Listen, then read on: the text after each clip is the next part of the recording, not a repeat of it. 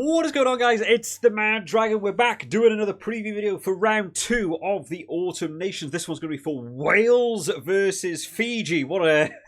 What an up-in-the-air game this is. Which way is this one going to go? Team sheets have been announced, so we're going to take a look through them and see some good picks, some bad picks, some players who are missing out, some injury news, some changes coming in, some thoughts on how I can see this game going, and then finally, of course, giving a score prediction. Have already done these for the Ireland-New Zealand game and the England-Australia one. 2 other big games going on this weekend, so make sure you check them out on the channel after this one if you haven't already. And we'll dive straight in because probably a lot to talk about with this one. A game for both teams in this autumn series might be a target game for both teams to try and get a win.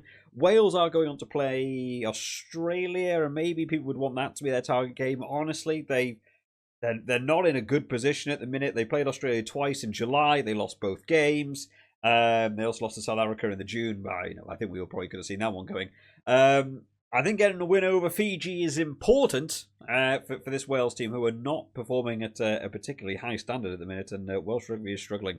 So we'll take a look at the team that's been coming out with some fun names coming in here as well. Starting out in this front row, Gareth Thomas, Dewi Lake, and Archie Griffin coming in. Archie Griffin, one of the few that I think really stepped up in the Six Nations to take on the task of being involved in that Wales forward pack. Hugger is still an issue over here in Wales. The Ryan Elias is throwing. I've not been a fan of for a long time. I know people get annoyed with it in the comments. I've seen him play at Scarlets as well. He also can't throw there. But Dewi Lake coming in had his own issues at the line out. The one thing that Dewi Lake offers is ball carrying. Absolute monster with the ball in hand, so at least he can carry hard as well, and going in as captain, so it is absolutely the right pick for me there. Starting front row, only change that maybe could have been done. Nicky Smith is back in the team now. Couldn't get in the team playing in a Welsh region. Now that he's left the Welsh regions, he's now in the Wales team. That's how it is over there in the Wales coaching staff. Maybe you could have seen Nicky Smith to get in. I've seen him play at club level, and I think he's doing very well and has done well, and that's why I've been kind of surprised he's not in the team. Gareth Thomas, though, starting, still probably a good pick. Maybe I would have liked to see Nicky Smith in there, but coming on that second half, we'll see how they get on. Lock department, Rowlands and Adam Beard. I think this is probably what I would be looking at, unless you got, sort of Dav Jenkins was around, but Rowlands and Beard coming in there.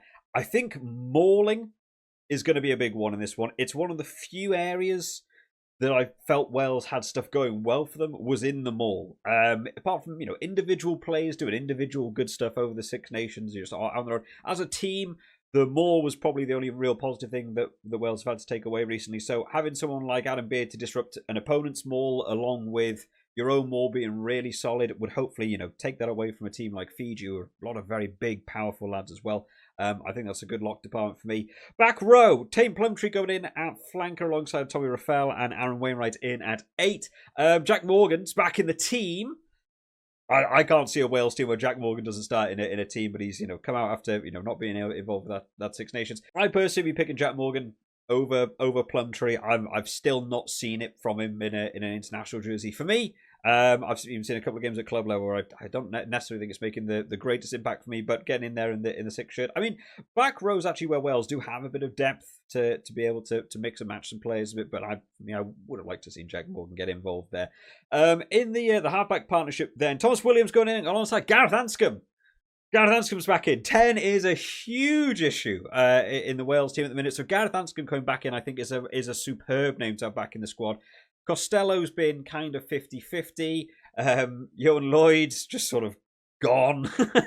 They tried out with Ben Thomas, and I was sort of saying across so many games, I want to see Ben Thomas in at 12, which he is this week, which would be really nice.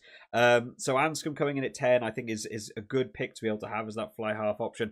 Thomas Williams, probably the starting 9 now. Gareth Davis retired, so I think Thomas Williams is there all the way for me as your starting 9. Centre partnership, Ben Thomas going in alongside Max Llewellyn. Looking forward to see this combo, matchup. I've wanted to see Ben Thomas at 12. I would like to see Wales maybe have a look at the idea of the double playmaker, the 10-12, and maybe go down a different route to what they've done previously. Wales is one of the teams post-World Cup. Everyone's in this rebuild after the World Cup. I think Wales is one of the only teams that don't seem to have adapted or don't seem to be trying something new. They're just doing the same thing, and I don't think it's working. I think teams have adapted and gone beyond them.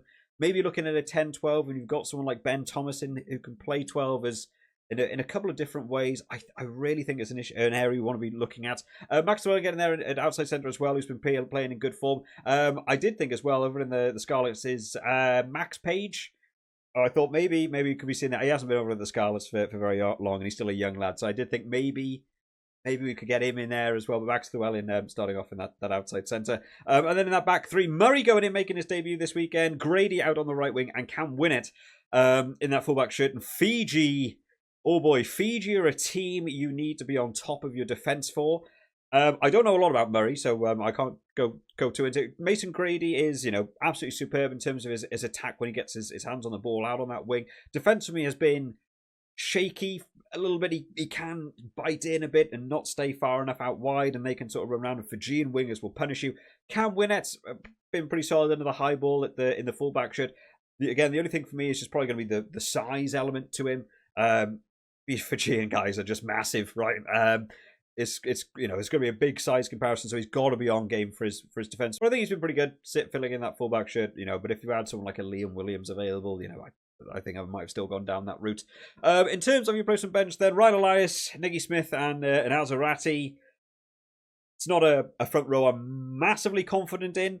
Ryan Elias, I've said it all before in videos, and Azarati is another one who just in the Wales jersey, I don't think has landed it for me either in that tight end. I think there could be other options to go in there. Rest of the placement forwards alongside then Christ Winter goes in with Botham and Jack Morgan, so they've gone for the 6-2. They're back in their forwards game now. Catching the Scotland Fiji game last week, lineouts were an issue for Fiji. A couple of things really going wrong for them in terms of the throwing. I think it's an area Wales can punish in. The driving maul is one of the only real positives that was working for Wales. So having a 6-2 and giving that maul, a bit more backing and having extra forwards to just sort of, I think that might be how Wales play all day. I think they might constantly look to punish the line out, driving maul, and that might be the bulk of the tries coming in from Wales for me.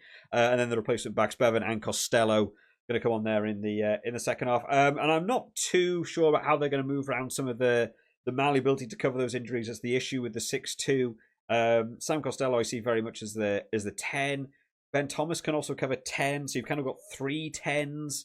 And I'm not really sure how else they're going to try and move people around. Mason Grady, they've really tried to use Grady as like a centre as well. I prefer him out on the wing when I've seen him with Cardiff, but I guess he's the look for the replacement centre. And maybe fullback. Maybe they're looking at Anscombe's going to have to slot back to fullback if there's an injury to win it. It's not as strong as other teams that we've seen, across the Rugby Championship, and probably will see across the Autumn Tour as well. But a lot of people back from injury for Wales, so it's a bit more of a positive team than we certainly saw in the summer. Anyway, moving on then to Fiji, man. What an interesting team coming into this one. Last week they played Scotland. They lost to Scotland by a lot. Darcy Graham just started doing all sorts of Darcy Graham things. Fiji were missing a lot of the big starting players from their team, right? And it was an interesting choice. I didn't do a preview video for it last week for the Fiji team. I thought Scotland might be a really good target game for Fiji. Not that I had Fiji down to win. I really thought Scotland were going to be able to take that one. I thought going into this tour, Scotland might be the team that Fiji go, if we could beat Scotland, that would be a big, sort of achievement in going off current form and world rankings and whatever. I thought that would be a really good game for them to push for. They put on, for me, a bit more of an underwhelming team in terms of, caps and experience. That they kept a lot of the big hitters out.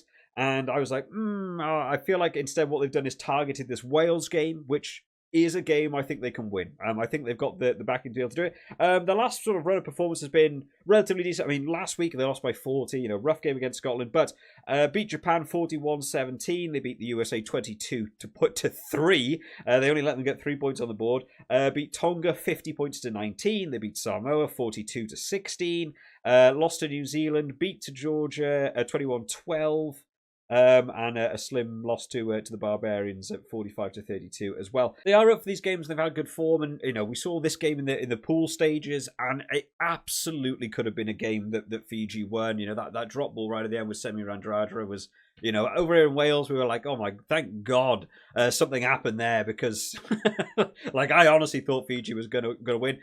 Probably heartbreak from a Fijian perspective, but I think that's a game Fiji could have won. Again, this one, I think it's one they could look to win. So they've obviously maybe looked at this one as their target game to take from the autumn tour, because going forwards, they've got Spain next week, which I think is a Fiji win, and then they're finishing off with Ireland, which I just don't see them beating Ireland, to be honest, where we're currently at. So they've obviously looked at this Wales one as the target one, would still be a good win for them, but Fiji currently higher ranked than Wales in the world rankings. You know, you maybe be expecting them to win. I don't know. Starting out in the front row, then we've had we're across the whole team. We've had some big names going. So Maui comes in alongside of a Canavarian Tawake. I'm going to hopefully get that pronunciation right, because I was trying to keep an eye out for, or an ear out, I guess, for some of the players' names, because a lot of new Fijian players' names. I'm never going to claim to be the guy who gets all the pronunciations right. I do try my best. But the scrum last week, not necessarily on point. It kind of varies throwing. I think we said it across the World Cup as well, right? That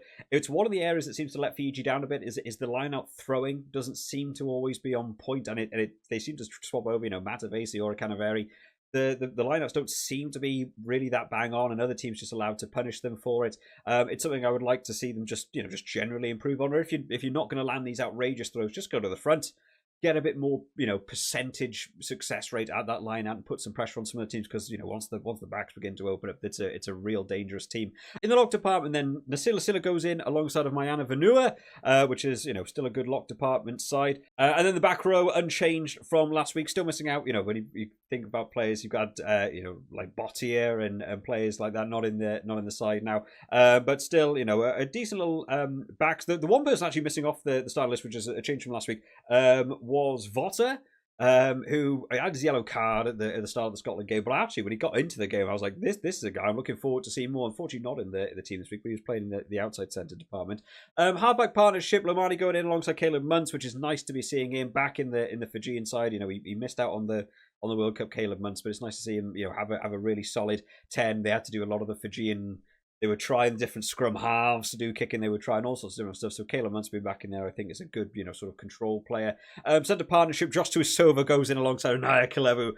Much bigger hitting centre partnership. But like I said, Votter last week, I thought was doing well, to be fair. But, Naya Kalevu is just a different level. I've actually just seen two captains. They haven't got them as co-captains. They've got captain and captain. Captain for forwards, captains for backs. I'm not actually sure what they've done there. I assume one of them's meant to be a vice captain. I assume Naya Kalevu is going to be the main captain, right? And then in that back three, Semi Randraja, Ravada Kolo, and Karo Walevu. Again, hopefully pronunciation's going to be bang on. Some of these names are built to trip me up, I'm sure. And then in terms of the replacement backs, there's a couple of new names along there for me though. But Simon Matavesi coming in, Tuisui, man, looking forward to seeing him come onto the field as well. Kuravoli, Ravula and Makala to come on later on as well. It's a stacked Fiji side, which is nice to see. I think this is a game they've absolutely looked to target, and I can see them. I think open play is going to be one for them. Wales have had a couple of games where they've really given into the pressure, and just teams sort of going over them again and again and again. A lot of the Wales scores are coming off of people like Rio Dyer and a couple of those sort of set plays where one player on their own is being able to do stuff. Not in the team for Wales this week. I honestly think Wales are going to be really looking to keep it with the forwards. It's why they've gone for the 6-2. They'll try and hold up the maul. They'll try and punish the scrum. They'll try and punish the line-out. I think if Fiji really try and keep it in amongst those backs, there's a lot of power there. There's a lot of very, very dangerous backs, and I can certainly see tries being scored for this Fiji team as well. Where do we see it going? Where do we see this game going? Genuinely, quite a hard call. I want to lean towards Wales. They're playing at home. I think this is the game Wales need to win. As much as you want to, see them put in a good performance versus Australia. Australia have been very roller coastery. Are they going to turn up for that one? Will they? Won't they? I think beating Fiji would be a game Wales need this year after a year that's been pretty bad. And I actually think would be a good win to get a win over Fiji with with current form and stuff. But then I think this Fiji team's much better than the team we got to see last week. I can see them being very, very dangerous. It's got shades of that World Cup pool stage, right, and how close that can be. I'm still going to lean towards Wales. I don't think I'm going to go much though. I'm gonna go for a Wales win. I think they'll just stick with those driving mauls, and then it'll be up to the Fijian backs to try and answer back with their own tries and stuff. I'm going to say a Wales win. And I'm going to go 6. I think is how I'm going to go for my prediction. But of course, guys, drop down in the comment section who you think is going to win this match. Drop your own score predictions down in the comment sections as well. Always a lot of fun. Games are kicking off tonight. Ireland, New Zealand starting today. Autumn Nations already starting, so make sure you are locking in your Superbru and your fantasy teams and all that good stuff before the weekend. Hopefully, we have a very exciting weekend. There's some big games on. I'm really looking forward to another weekend of rugby, guys. I'll see you all next time.